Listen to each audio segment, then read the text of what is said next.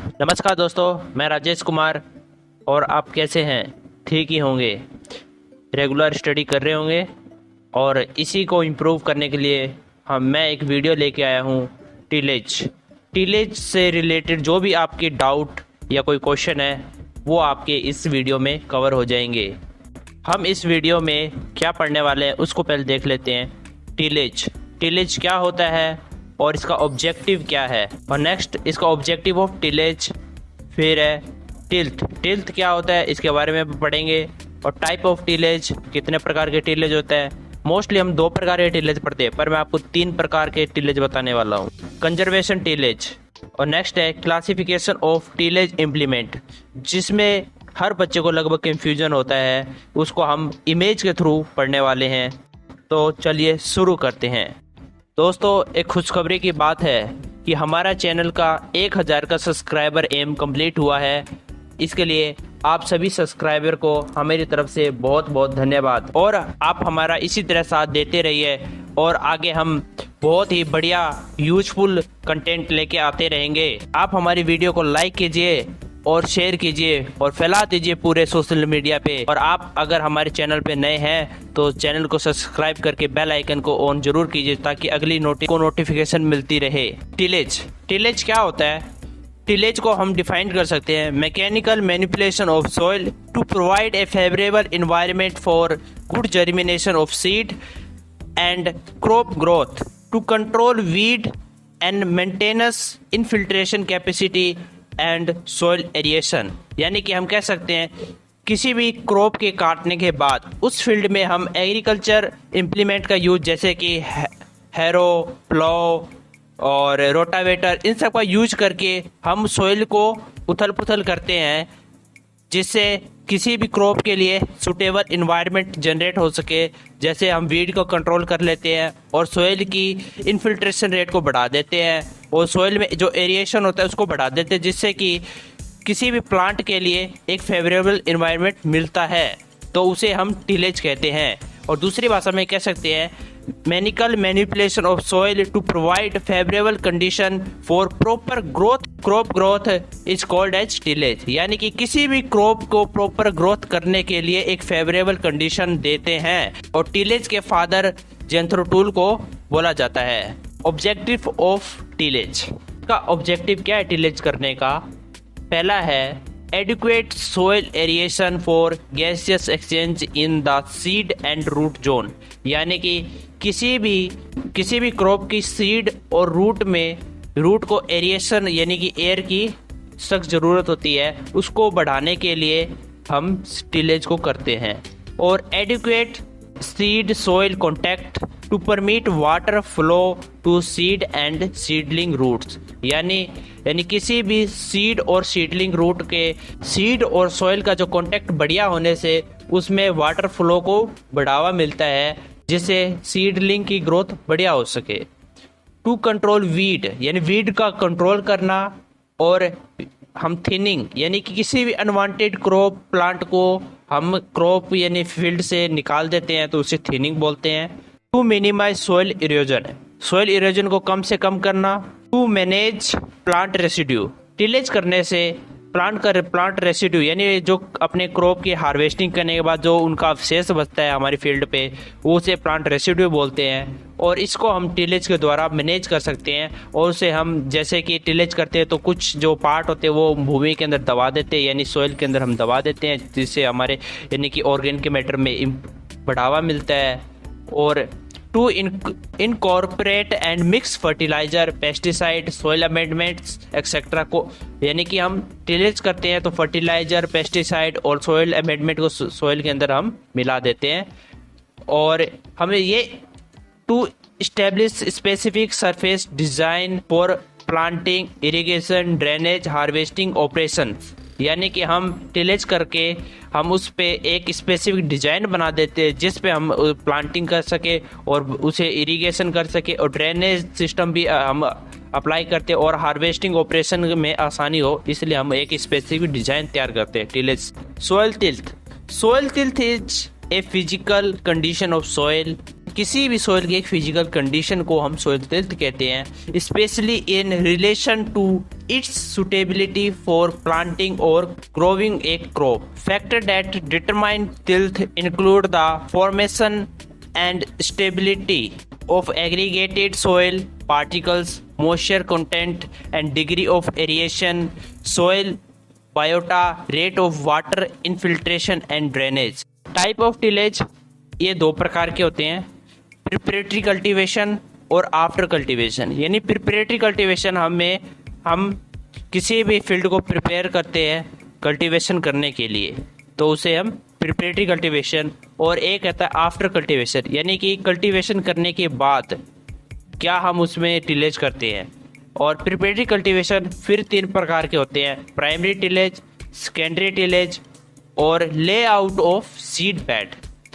और primary tillage भी 3 प्रकार के होते हैं, डीप टिलेज, सब सोइलिंग और year around tillage. Preparatory cultivation या preparatory tillage, tillage operation that are carried out from the time of harvest of a crop to the sowing of a raised next crop are known as preparatory cultivation या preparatory tillage। तो हम ये कह सकते हैं कि यानी किसी भी क्रॉप के हार्वेस्ट करने के बाद अगली क्रॉप की सोविंग तक की प्रक्रिया को हम प्रिपरेटरी कल्टीवेशन या टिलेज कहते हैं। These includes in plowing, clod crushing, leveling, disking, harrowing, manure mixing and compacting the soil। Preparatory tillage ये 2 प्रकार के होते हैं, प्राइमरी और सेकेंडरी। तो फर्स्ट है primary tillage. Primary tillage is the first soil tillage after the last harvest. यानी कि किसी भी क्रॉप के लास्ट हार्वेस्ट, यानी कि सबसे लास्ट में जो हार्वेस्टिंग करते हैं उसके बाद सबसे पहले जो टिलेज ऑपरेशन किया जाता है उसे प्राइमरी टिलेज कहते हैं। It is normally conducted when the soil is wet enough to allow ploughing and strong enough to give responsible levels of traction. यानी कि जब सॉइल वेट होता है तो अलाउ आसानी से प्लो कर सकते हैं, अगर वो स्ट्रॉन्ग होता है तो हमें एक रेस्पॉन्सिबल लेवल तो टेंशन की सन होता है। This can be immediately after the crop harvest और a the beginning of next wet season.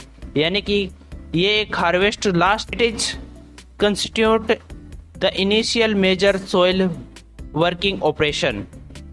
It is normally designed to reduce soil strength, cover plant materials. यानी कि प्राइमरी टिलेज क्या होता है, ये अपने क्रॉप के हार्वेस्टिंग के बाद सबसे पहले करने वाले ऑपरेशन को हम प्राइमरी टिलेज कहते हैं। इसके अंदर जो ऑपरेशन होते हैं बहुत हैवी ऑपरेशन होता है, जिसमें मिट्टी जो होती है अपने अब बहुत ज़्यादा यानी कि उसमें डिस्टर्ब किया जाता है, तो इसे हम प्राइमरी टिलेज कहते हैं। और इसके हम डिपेंड ऑफ इसके पर्पज़ और नेसेसरी के आधार पे हम डिफरेंट टाइप के टिलेज करते हैं, और जैसे कि प्लोइंग, सब सोइलिंग और एयर राउंड टिलेज। आप एग्रीकल्चर से किसी भी कॉम्पिटिटिव एग्जाम की तैयारी कर रहे हैं तो आप हमारी वेबसाइट agristudyinfo.com पर बिल्कुल लोवेस्ट प्राइस पर मॉक टेस्ट अवेलेबल है, आप वहां जाके इसे परचेज कर सकते हैं और अपने एग्ज़ाम की तैयारी बढ़िया तरीके से कर सकते हैं। प्राइमरी टिलेज ये 3 प्रकार के होते हैं, डीप टिलेज यानी कि deep ploughing turn out large size clods which are broken by the hot sun when it is done in summer. Deep tillage यानी डीप प्लोइंग समर में किया जाता है और इसमें बड़े साइज के जो क्लॉड्स होते हैं ना उसको पलटा जाता है, और the clods crumble due to alternate heating and cooling due to occasional summer shower. यानी कि जो इसमें बड़े साइज के जो क्लॉड्स बनते हैं उसको यानी अल्टरनेट हीटिंग और कूलिंग की वजह से वो टूट जाते हैं। This process is gradual degradation of clods improve soil structure. यानी कि ये जो क्लॉड्स टूटते हैं ये धीरे धीरे टूटते हैं और सॉइल स्ट्रक्चर को इम्प्रूव करते हैं। The rhizomes and tuber of perennial weeds die due to exposure of hot summer. जो यानी कि डीप प्लोइंग करने से सोइल के अंदर जो यानी कि राइजोम्स और ट्यूबर्स होते हैं ना, जो पेनियल वीड होते हैं उनके, तो उसको पलटने से वो एक्सपोजर होते हैं हॉट सन में, जिससे वो डाई हो जाते हैं यानी मर जाते हैं। A deep tillage of 20 to 30 depth is necessary for deep root crop like pigeon pea, यानी डीप टिलेज में 25 से 30 सेंटीमीटर गहराई रखनी पड़ती है, while moderate tillage of 15 to 20 centimetre is required for maize. Deep tillage also improve soil moisture content, however the advantage of deep tillage is in dry farming condition depends on the rainfall pattern and crop, यानी deep tillage का advantage हमें dryland farming condition में मिलता है, क्योंकि वहाँ पे बरसात एक बार होता है, तो गहरी जुताई करने यानी कि डीप प्लोइंग करने से उसके अंदर सोइल का इन्फिल्ट्रेशन रेट बढ़ जाता है और वहाँ पे अधिक से अधिक वाटर को होल्ड किया जा सकता है। It is advisable to go for deep plowing only for long duration deep rooted crop. Depth of plowing should be related to amount of rainfall that is can wait। जैसा कि मैंने आपको बताया कि डीप प्लोइंग करने से rainfall की amount यानी कि ज़्यादा गहराई करने यानी डीप प्लोइंग करने से ज़्यादा हम वाटर को होल्ड कर सकते हैं। Subsoiling hard pan may be present in the soil which react root growth of crops, यानी कि जो सब सॉइल के अंदर किसी भी प्रकार की एक हार्ड पैन होता है जो रूट ग्रोथ को, किसी भी क्रॉप की रूट ग्रोथ को रिएक्ट यानी कि उसको रोक देता है।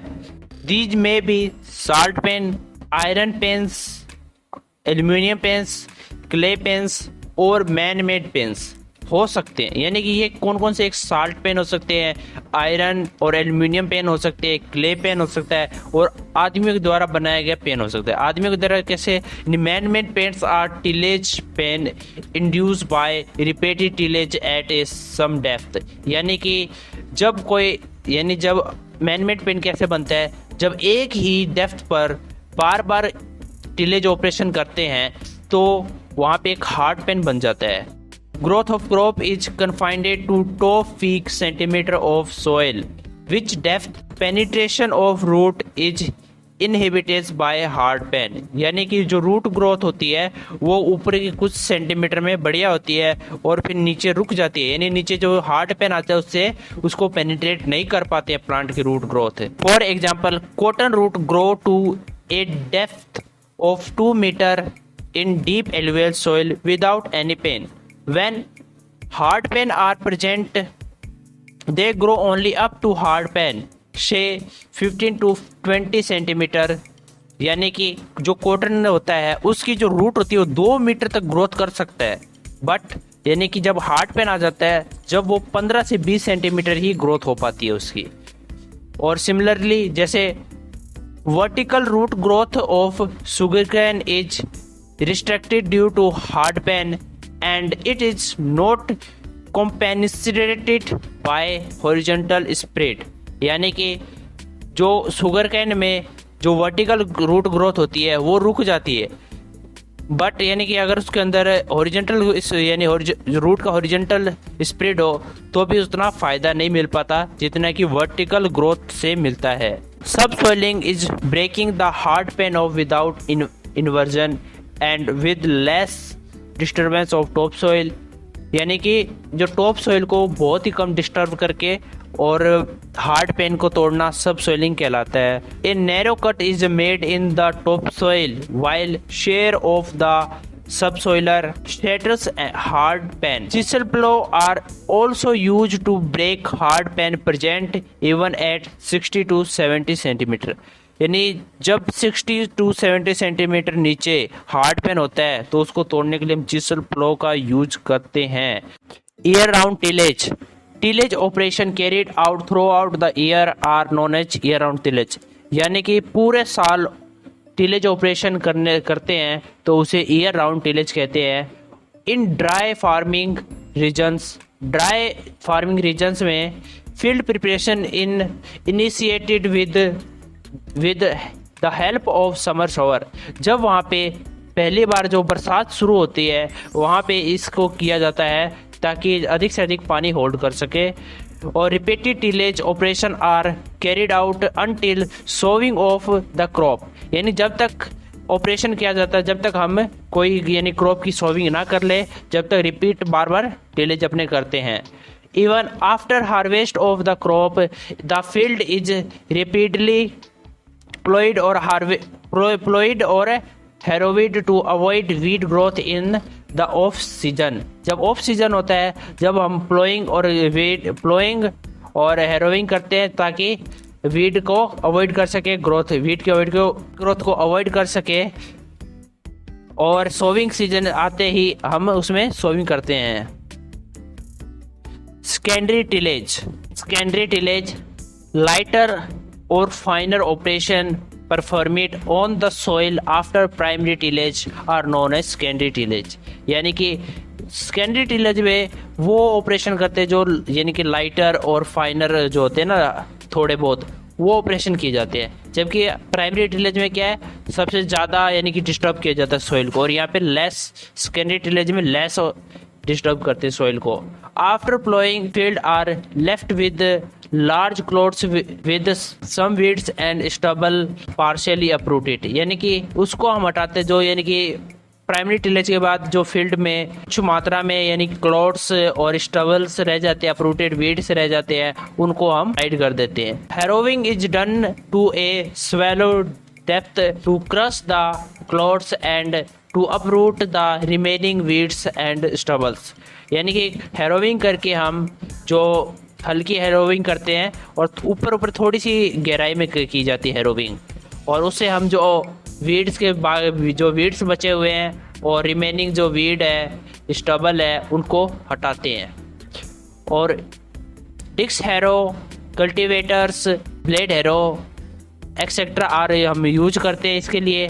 और planker is done to crush the hard clods to smoothen the soil surface and to compact the soil lightly, यानी कि प्लंकर क्या होता है, एक प्रकार रोलर होता है जिससे यानी कि जो अपने फील्ड को प्लेन करते हैं उसको चला के जो हार्ड क्लाउड्स होते हैं उनको तोड़ देते हैं। Thus the field is made ready to for sowing after ploughing by harrowing and planking, ये और फिर इसके बाद हमारा फील्ड तैयार हो जाता है तो सोविंग करने के लिए। और generally sowing operation are also include in secondary tillage. Sowing जो ऑपरेशन होता है उसे हम इसके अंदर सेकेंडरी टिलेज के अंदर इंक्लूड करते हैं। Layout of seed bed and sowing. After the seed bed preparation the field is laid out properly for irrigation and sowing or planting seedlings, यानी इसके बाद हमारा सीड बेड तैयार हो जाता है सोविंग के लिए और इरिगेशन के लिए।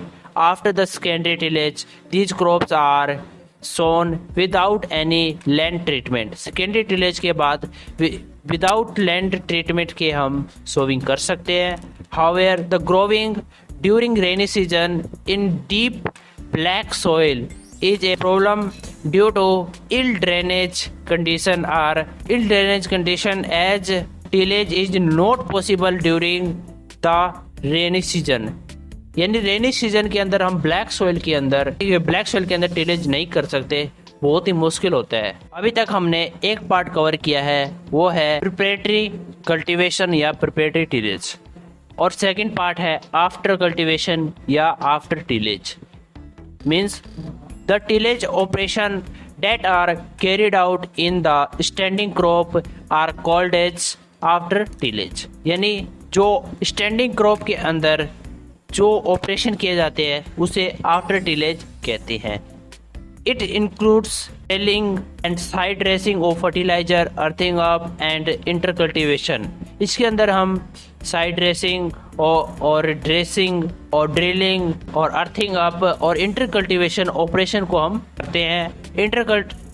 इंटरकल्टिवेशन operation is working blind harrows, rotary harrows etcetera in between the crop rows so as to control weeds. Weed को कंट्रोल करने के लिए हम क्रॉप के रो के बीच में ऑपरेशन करते हैं। इंटरकल्टिवेशन में भी also save as moisture conservation measures by closing deep crack in black soil. Conservation tillage. Conservation tillage, any tillage and planting system that covers 30% or more the soil surface with the crops residue.